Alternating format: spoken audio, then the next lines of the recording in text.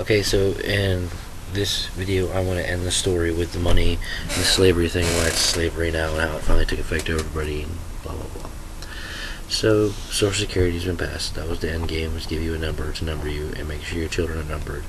And of course, after World War II was started and we became involved in that, we did have an economic boom from the production, and after the war was over, we did have sort of a collapse of production because now we had, but it was the mother of innovation in a way because we were able to scrap a lot of that and use it in other innovative fashions. That was really good. But what we're sticking with is how did money and slavery for all finally be finalized. Well, we already saw that now with the issuing of the number, and it's being issued in because after it's over, right? Did people give the Social Security numbers back, or they deleted? No, of course they're kept forever. The end game wasn't to just give them to you during the crisis. The excuse to give it to you was for the crisis, but you kept it forever now, and now you're gonna have a tax on it for the rest of your life. And now it's a guarantee that when you retire, supposedly that you'll be given enough money to live off of, depending on the time you live in, with inflation and all, for the rest of your life. After 62 or 65 or something like that. So that's what it is. That's the promissory note now, that if you survive to this age, that will pay you for however much longer you survive after this age. Which I guess, in essence, wouldn't it behoove the government to make sure you don't survive to that age or much longer after that age? Why would they want you to live to be 120 if they've promised to give you money after you're 62 for the rest of your life, 65 for the rest of your life? It behoove them to make sure that if nothing else, you maybe live to 66, or benevolently live to 70, I guess, like Logan's Run type movie deal. Give you so many years.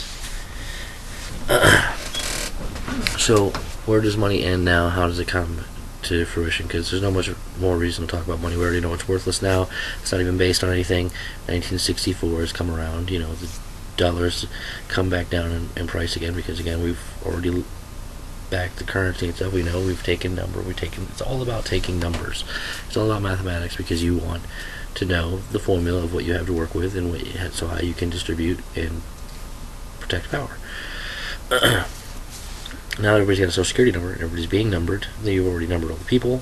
So here's a good way to put it. In the government's mind, 100% of the money you make is actually theirs. 100% of it, not the whatever percent you actually paid. A lot of people get a refund, don't get me wrong. A lot of people get more back than what they actually paid in for the year in taxes.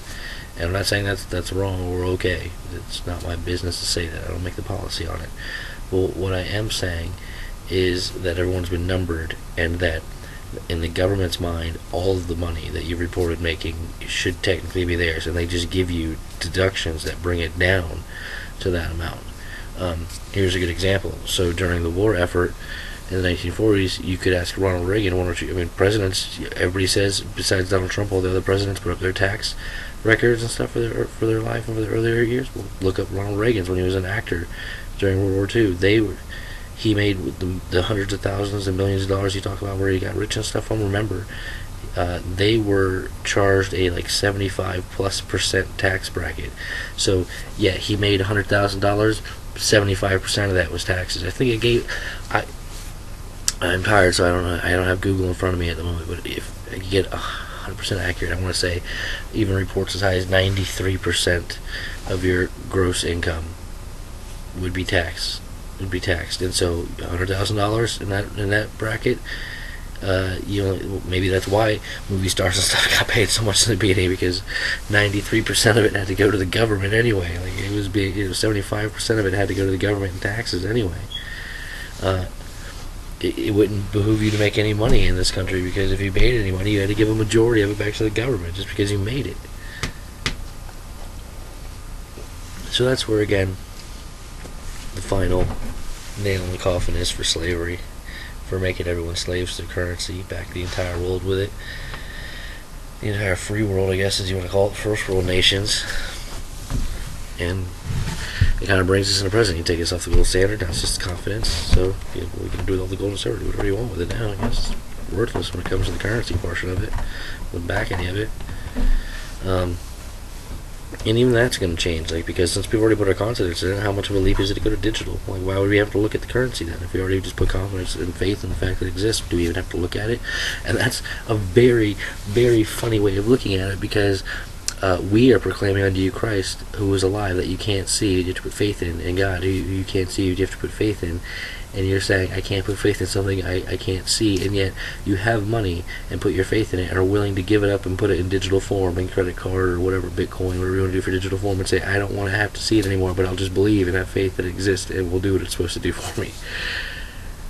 That is a very funny way of saying this. That is actually how the world works. It's such a contradiction. I mean, you say you can't do that for Jesus because you can't believe in something you can't see, but you can do it for something you can't see because you're willing to do it right now. You want to do that with money. That's how much we worship money. If you don't believe you worship money, it's how much you worship money.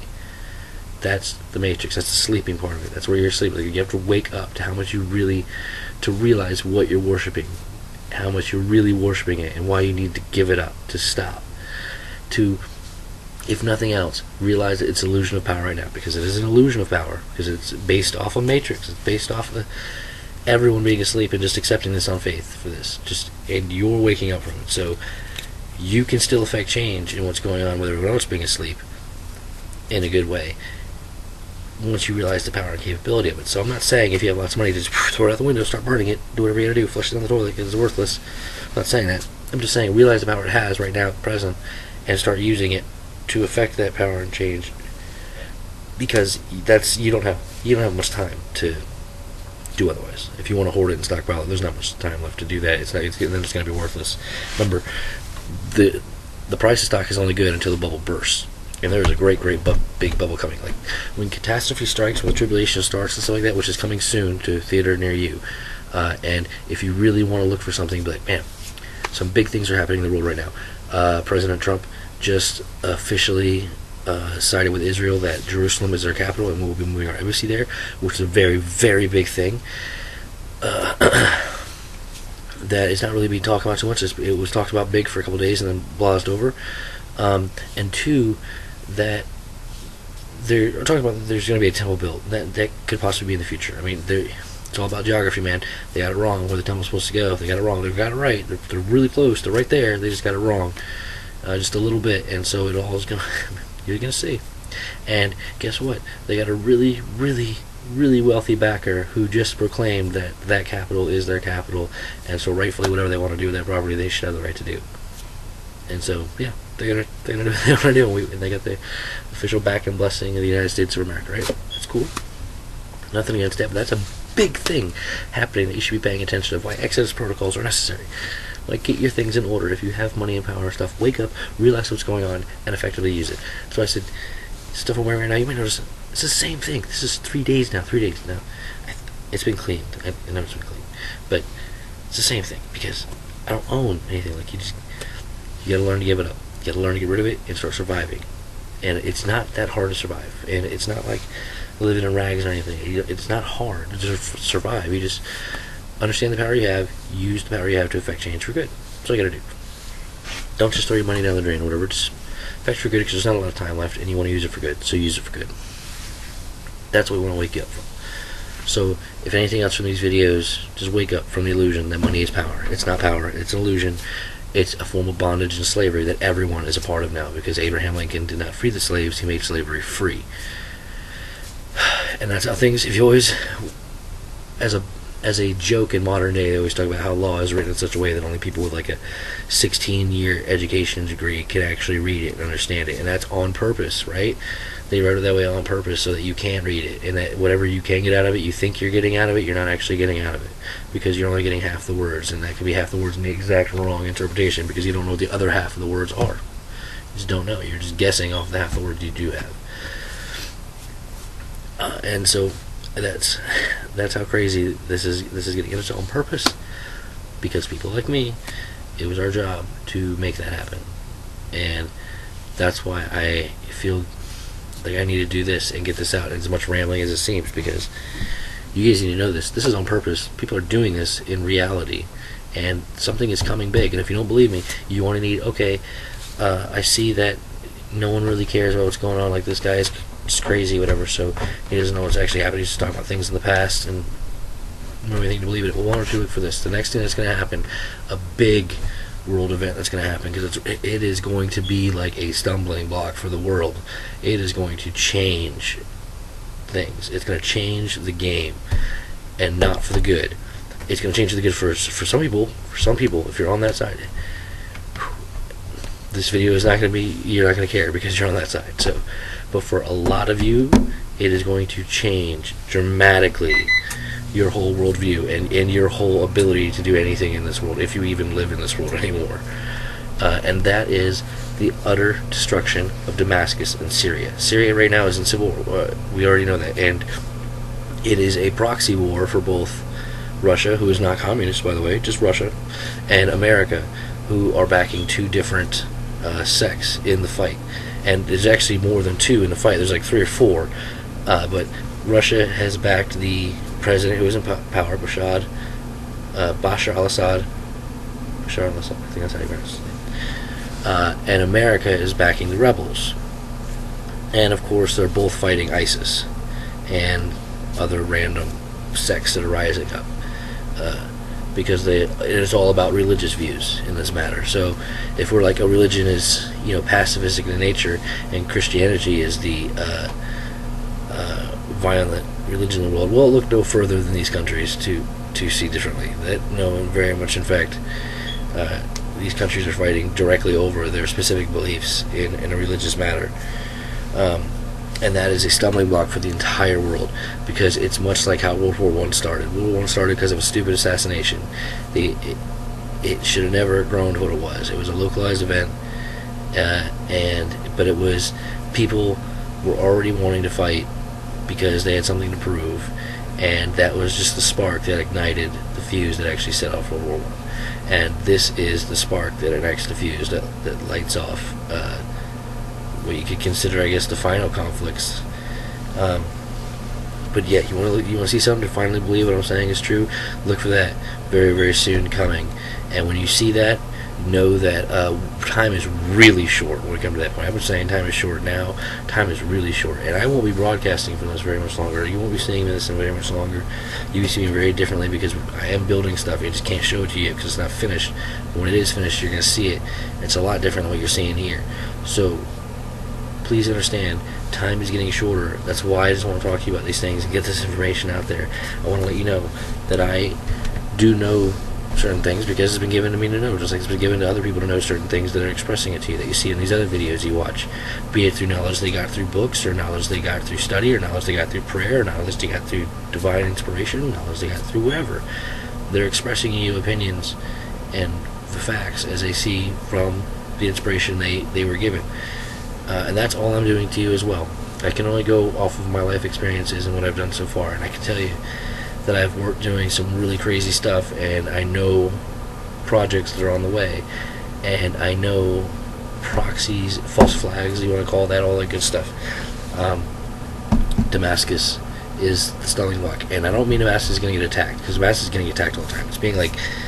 It's almost being like miniaturely destroyed in pieces on purpose so that they can destroy the whole city, but not just at once, so no one freaks out about it. But this is how utterly destroyed you're looking for Damascus to be. When people don't even walk through there to get to the next city because it's the fastest route. They would rather go around and take a bypass than go through there, because that's how utterly uninhabitable it is. And in that bystanding, in that loop they're taking around it, they will actively point and look over and be like, yeah, that's the place we don't go because it is utterly destroyed. You don't want to have anything to do with going anywhere near there. So that's what you're looking for when I'm talking about destruction of Damascus, which is the capital of Syria, and like one of the oldest cities in the world. But that's what you're looking for. When that happens, whoa, get ready. This is going to be a roller coaster ride. Put your seatbelts on, because we're about to leave the station and things are about to hit the fan. So if you don't have an Exodus protocol in order, you should get an Exodus protocol in order. And you keep saying, what's an Exodus protocol? And I just mean escape plan. And escape from what? Escape from the mass extinction that is simply going to follow. Not the next day after. I'm not saying that like you just need to start running for those right now. That's not the sign for that. I'm just saying that that's the sign that the spark, the fuse has been lit, and now it's burning towards the piece of dynamite. It's going to explode. And when it explodes, that's hopefully you're already running for the hills. So you got some time on that fuse, but the fuse has been lit. And can I tell you how much time that is? Nope, can't do that, because I don't even know. I don't know. Not been given to me to know. I don't think Christ said no man knows the day of the hour he comes back. No one. We know when certain things are going to happen because we're creating it to happen if it's allowed to come to fruition. And again, people are trying to make that happen just to prove a point. So Exodus Protocol getting older. How do you escape? How do you intend to escape? Because I'll be honest with you, if you wait till the very, very end, you're not going to have any time to really go for anything. You just got to go and get your supplies along the way, or when you get to where you're going. And it's not going to be just go to a predetermined destination, because you don't even know what's going to be good to go to and not. You just have to go in a general direction and hope that you're going in the right direction at that moment, because you're going to probably take some turns and stuff that you don't even maybe know about right off the bat, because communication is going to be so medieval again at that time. It's going to be great tribulation. And tribulation meaning it's going to be man-made, meaning that man is actually the one bringing these troubles on. That's why I keep calling the mark of the beast and 666 and stuff like that. It's more than just the currency thing that you're thinking about. It's more than that. That's why I say the right hand or the forehead. The right hand signifying, because left is dirty and right is clean, signifying the hand of commerce, the hand of shaking hands, trade, and the head, because that's where you memorize the information that you would need for the commerce or trade. So you could either store it in your right hand or in your forehead. And it's not just about the trade portion of it, though. It's about the being marked for the portion to align yourself with that power that is in power, and to allow you to do transactions, and to give you your set identity in this new power structure, whatever that identity might be.